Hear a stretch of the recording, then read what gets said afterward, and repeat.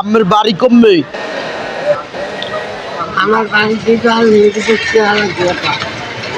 আমার কালিজিরা থাকেন এখন এই আমের এই কি হয়েছে আমি হোন্ডায় অ্যাক্সিডেন্ট হয়েছিলাম। হুন্ডা অ্যাক্সিডেন্ট হয়েছেন ও আর 4 বছরের বিষয় গিয়েছে।